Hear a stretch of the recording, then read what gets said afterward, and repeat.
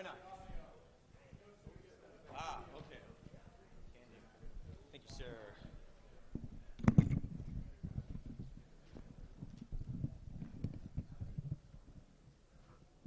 Uh-oh. Is that good? Technology. Everybody hear me okay? Right on. First of all, thank you so very much to USARD, Mr. Bill McGrath and company for inviting me and the entire crew to come perform. It's such a pleasure to work on a bunch of music and play it for our contemporaries, our peers, other drummers, because we just understand it and are involved, a little bit more than some of our normal audiences. So thank you so very much to USARD for hosting this and hosting us. Thank you.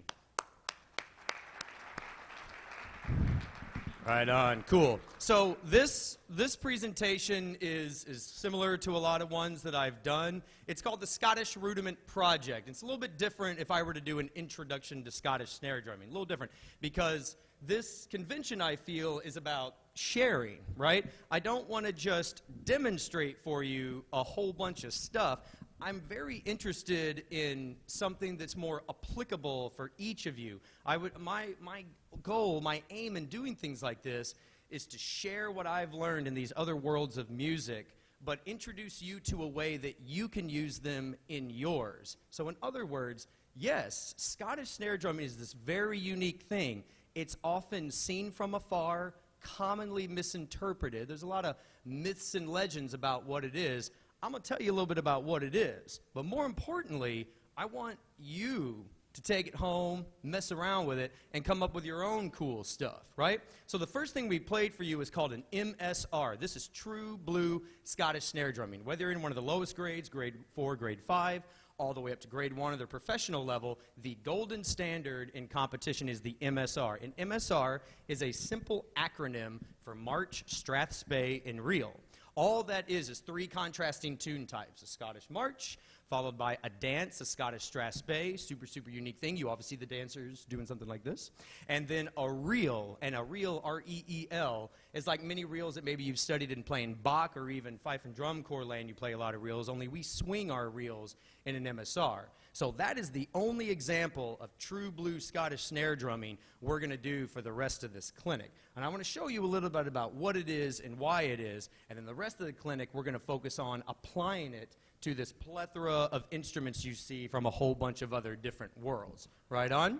So I'm going to set up this drum on a stand, and while I do that, give you a little bit of things to think about. What you've been handed is this poster from the Pearl Drum Company. If you did not get a Scottish Rudiment Project poster, please see Miss Casey Bauer. Raise your hand, Casey. She's back there in our booth. She has them handed out. These are compliments of the Pearl Drum Company. Myself, Eagle Artist Management, and the Pearl Drum Company have sponsored the Scottish Rudiment Project. What this aims to do is to produce the very first list of official Scottish snare drumming rudiments. Such a thing does not exist. So I want to make this super clear on this poster. This is by no means an official list of Scottish rudiments. It doesn't exist.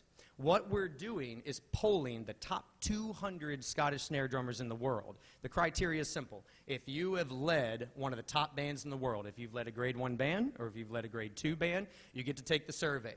And the survey is about 50 rudiments long. It basically says, here's a rudiment. Do you think it belongs on the list? Yes, no, additional thoughts. That's it. And it's going to take a long time, and I think that this is the most appropriate way to do this project. We have to take everyone that's at the highest level, we have to take their opinions into accountability, talk about it, argue about it for a few years, and then hopefully produce something official. So in the meantime, until we get to that official list of rudiments, we have what you see in front of you. This is the starting point of the project. It is by no means the ending. Cool? Some of the names you see on here are contrived by myself and some of my other Scottish drumming peers. They could very well change in a few years. Right on? But what the list does tell you, regardless of what the rudiment is called, it tells you what in the world is going on and all that fluzz to buzz or ricketuz. It tells you what it is. So we give you the rudiment, we give you a little phrase of application, and then we give you a breakdown. Now, one thing that might be foreign to some of your eyes is the notation system. You see you have some notes above, some notes below. This is a Swiss Basel drumming. It's the Berger notation system. It's simply put, the right hand strokes are above the line, the left hand strokes are below the line. That which is outlined somewhere in the chart for you. So even if you've never seen the Burger system, you've never seen Scottish drumming, and it looks kind of weird to your eyes, there's notes and annotations throughout the poster that'll hopefully help you out. Does that make sense? So check out that poster for 2 seconds, and I'm going to set up this drum.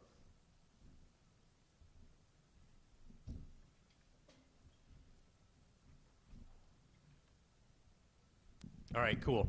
Last thing is some of the other handouts we gave you is the program outline, some music we have for sale that we'll talk about here in a minute, and you also have a score. This score, and this is super cool. So the 3 scores we played in the MSR, right? The first one was a march. It's one of my scores that we have for sale in the back. It's written in Scottish and American notation. The second Strathspey score is also my own. The third score, the reel we played, we've handed out to you. This is called John Morrison of Ascent House. It's written by Alex Duthert, the first great revolutionary Scottish snare drummer who did his thing back in the 40s, 50s, on through the 80s. This score that we just played, the last thing we played that you have in front of you, was written in the 50s and 60s. And I look at that, and I've played this score for years, and I think, it's so hot. It's such a well-written composition for drumming, and it was done back in the 50s and 60s. And it was so revolutionary compared to what was going on before him. We haven't really evolved that much. We still do that because it's kind of that cool. So I wanted to make sure that everyone at least got one Duthert score, because if there's one name to know, it's definitely Alex Duthert, and this is one of my favorite scores. Right on? So let's dig into a little bit about what's going on here. I don't want to spend too long on technique because we all, the technique is to appropriate the drum, and my focus is not that you guys run home and join a pipe band necessarily, that you go home and do it on your own. But you can clearly see the big technical differences, right? Whether we're talking about fife and drum drumming, contemporary American drumming, regardless of your style or flavor, predominantly we're using wrist. Right? It's not that there's no fingers or arms, but it's mostly wrist. In Scottish drumming, the first thing you need to learn to do is get rid of the wrist to maximize these little muscle groups. It is 100% back fingers in the right hand, motored mostly from the middle in the ring, and in the left hand, it's 100% thumb. So whether it's a young student or if I'm taking some of these awesome professional guys who haven't done Scottish drumming before, typically the first thing we do is to minimize the use of wrists and maximize the use of fingers. Check this out.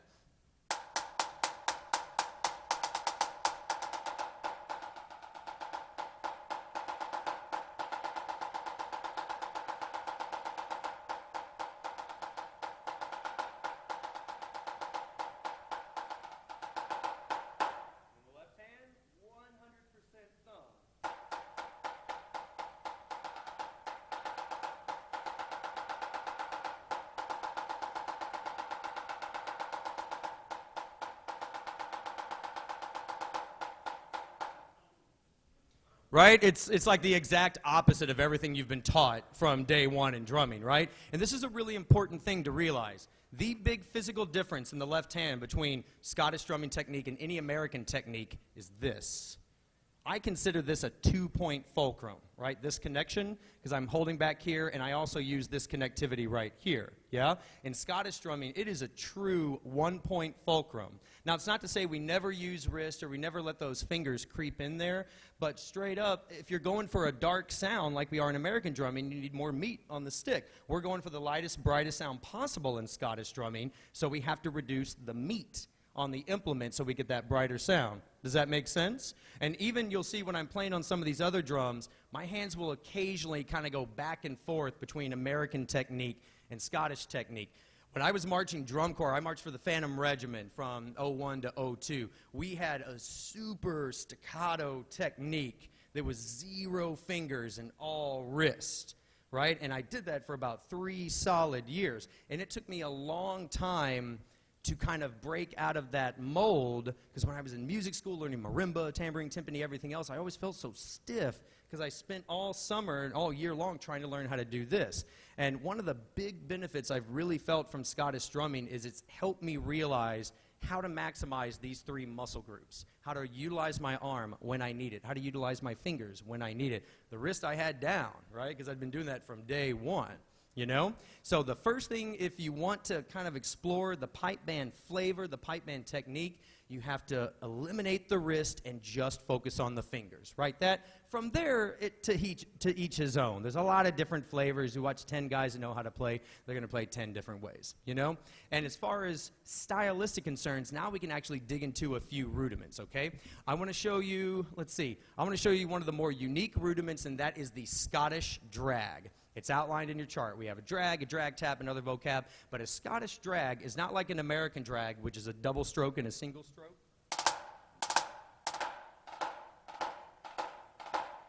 A Scottish drag is a dead stick in a single stroke.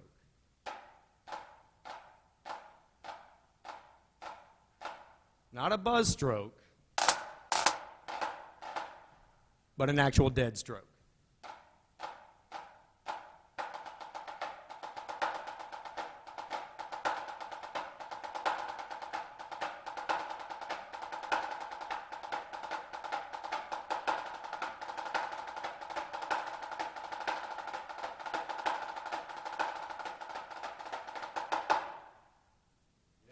Crazy, right?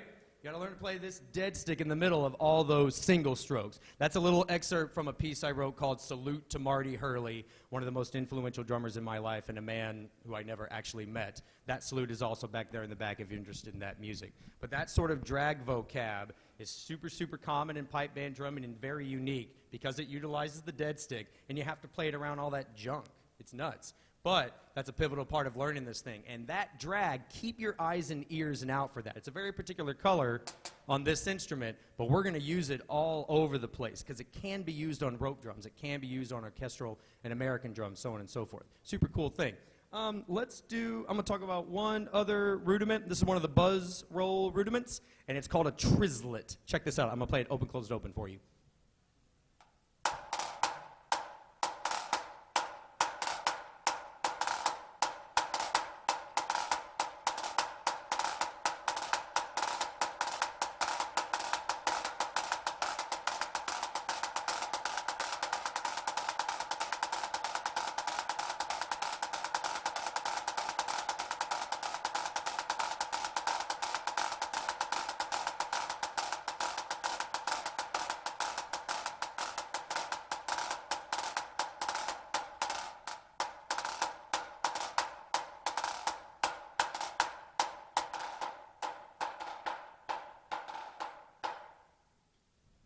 Is that not the coolest thing you've ever seen?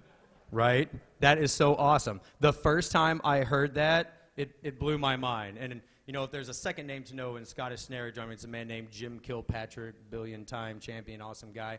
And I saw him in Kansas City one year, and he played a whole bunch of trislets really fast. And I said, wow, that's neato. I need to do that, right? But the trislet, again, is this super versatile rudiment that you hear and you think, what in the world is going on? Check out the poster that tells you what's going on. And you think, well, okay, that's fun to know, but I can't do anything with that. You can. Maybe you can't play it that fast on some of these wider sounds, but it's a super versatile rudiment, that which you can play pretty much anywhere. And it feels really good. It's a cool thing.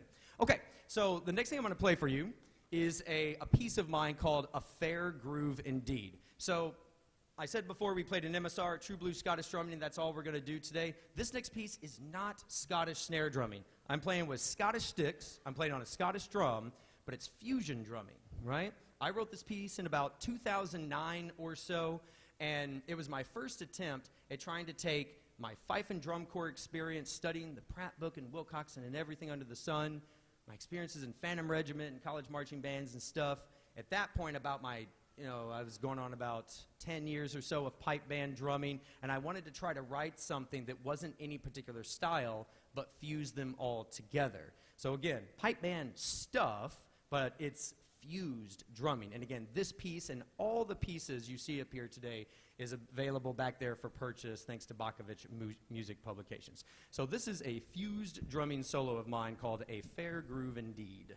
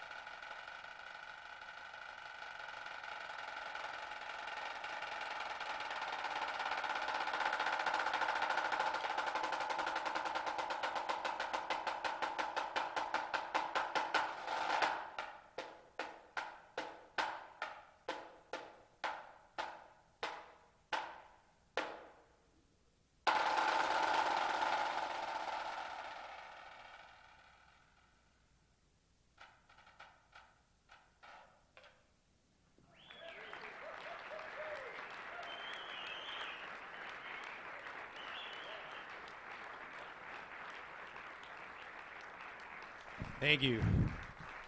Thank you very much. Did everyone identify the very traditional Scottish rudiment of the claw? Did everybody catch that one? It was the one where yeah, right, okay. So, that's fun to do. I would love nothing more than to see one of you play that solo on an instrument with a technique that's comfortable to you. I would love that. I've played that solo in several different variations on a bunch of different types of drums. It is possible. I mean, everything I write is through composed, for sure. Every note, every little flicky thing is in there, but it's open to artistic discretion. So again, I don't want you to think, oh, that's Scottish stuff, I can't do that. You can, I promise. It may be slightly different tempos, totally different flavors. I would love nothing more than to see some of you play that solo in your own way. That's kind of the point of sharing this sort of stuff. You know what I'm saying? All right, so what's next?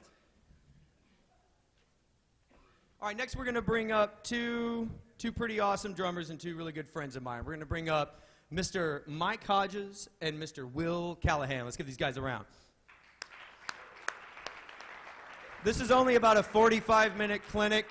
I could spend 45 minutes talking about just how awesome these guys are and all the accolades and amazing things they've done. So if I could summarize with no disrespect, Will Callahan is a member of the Hellcats Drum Corps, has got an outstanding resume as a musician and individual, and this is Will's first adventure going down this wacky rudimental path. Mike Hodges is a DCI world champion drummer, lots of world champion drummer guy. He is living in New York City as well right now. He and I both work for Gallant Entertainment, Inc. This is GEI. This is the company that does all the sport drum lines. So our clients include the Knicks, the Jets, the Giants, the Rangers, the Patriots, a whole bunch of stuff. And so Mike Hodges is our creative lead for the entire company, and we are both the company's performing member leaders. And for GEI, I'm also the Director of Education and Development, but we both work together a lot in that capacity around the country and around the globe. So before we play this next piece, which is a trio that Mike Hodges and I wrote with another snare drummer named Nick Angelis, and it's called Hopefully Heroic. You might be wondering what this thing is, this little weird symbol. Most of the time when people ask me what this means, I normally say it means take me down to the Paradise City in Chinese, or Enter the Sandman, something like that, and that normally abides by. But what this is a little symbol of kind of my purpose and why I do what I do. This is a rough and a drag, and so whenever we do weird, cool things like this, we're called the rough drags. And this is fused notation, so it's not just Scottish, it's not just American, it's an orchestral rough, an American rim shot, a Scottish drag, a whole bunch of stuff. So if you're wondering what this is the logo of the rough drags, those of us who endeavor to learn as many worlds of drumming as we can and to fuse them together. So we've got a whole bunch of rough draggy stuff over there, so if you're wondering what that is, that's what it is. We are the rough drags when we do stuff like this. So, Mike Hodges, Will Callahan, this is Hopefully Heroic.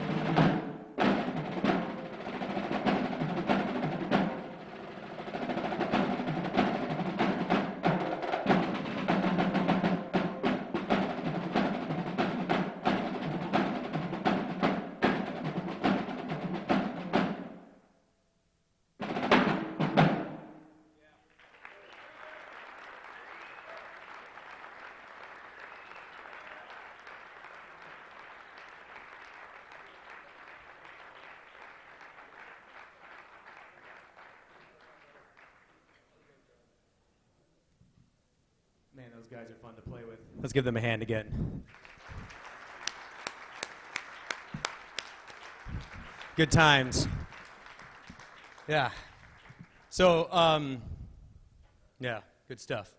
It's, I hope you can tell a lot of the figures we were playing, you know, we were either using Scottish influence, a little bit of Swiss influence, and again, some of the stuff looks very normal on the page to American eyes, let's say, but we just give it a Scottish flavor. This flavor, certain ways to shape and mold and speak different rudiments or different rhythms, I really would not know. I wouldn't know that it existed. I wouldn't know that you could do that if it weren't for the influence of specifically Scottish snare drumming, right on? And again, big message here today is if you dig Scottish drumming, you want to find your local pipe man, I'm all about that. That'd be great. But there is so much to learn from this style of drumming and all the other great styles that are out there that you can take back and apply to your overall musicianship. And that's a great piece that demonstrates that. Again, instrumentation is kind of open. We've played different types of snare drums on that. The piece is available in the back. Again, I would love to see some of you guys and how you speak and interpret those figures in your own capacity. That'd be really cool.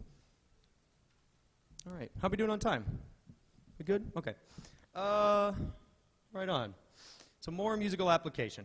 I want to just dig into a couple more rudiments, but first, doing things like this, bringing these, you know, amazing musicians and people together and doing conventions like PASIC and Winter Storm and USARD would not be possible without all of our sponsors, the Pearl Drum Corporation, Evans Drumheads, Innovative Percussion Sticks and Mallets, Gallant Entertainment, Inc., Bakovich Music Publications. I hope I didn't forget anyone.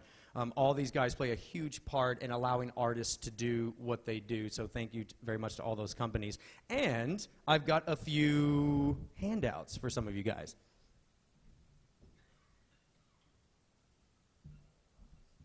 From said companies. Okay. So typically when I do school events, I use this as a quiz time. So I'll ask questions based on things I talked about, and whoever gets the answers right gets the free stuff. Maybe we'll do something like that.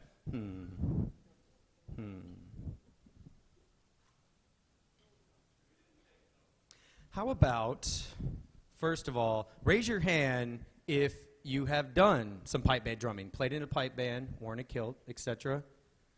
All right. How about one of you guys come on up here and get some free stuff? Whichever one comes up first. That's right, run. Give them a hand, take some initiative.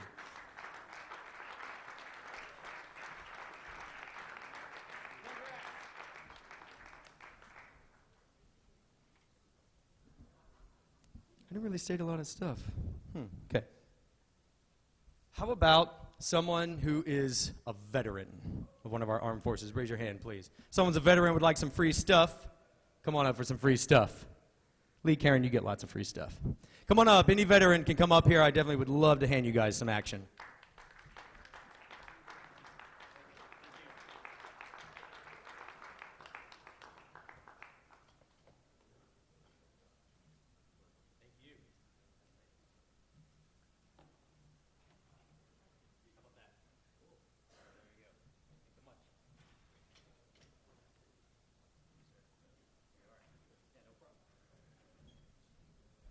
How about some young guys? Raise your hand, young guys, if you competed in today's solo contest. Come on up, young guys. Let's give you some stuff.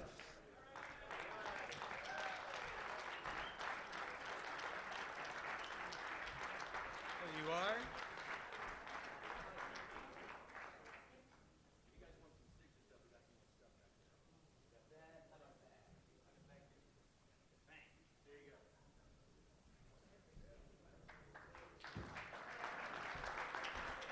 Man, some of these little guys are awesome players, for sure. Okay, so last little bit of handout to do is specifically for our United States Air Force. Please raise your hand if you are a United States Air Force vet. How many of these guys? We have a few. Okay, so I had the distinct honor of being the United States Air Force pipe band's instructor for about 3 years, from 11, 12, 13, something like that. The band was actually begun back in the 50s, 60s or so by Kennedy, and he was a big advocate of the band, and the band went through some pretty big ups and downs over the years. Unfortunately, we gave it our last hurrah, I think, in 2012. A bunch of really enthusiastic Air Force employees were really trying to get the band going again at the Warner Robins, Georgia Reserve Base, and then the base had to close down, and so now those members with whom we were working for about 3 years are scattered all over the country. So in our hearts and our minds and our spirit, the band still exists, and they try to do what they can, but it's much more difficult now. But they commissioned me to write a piece for them, so I wrote the Salute to the United States Air Force Pipe Band. There's a beginner version, and there's an original version. And if you are an Air Force vet, and I think that if you're a vet of any sort, we have a free copy of that drum salute back there for you. So if you are a veteran of this great country, please see Ms. Casey Bauer in the back, and she will hook you up with that salute, and thank you very much for your services to this country.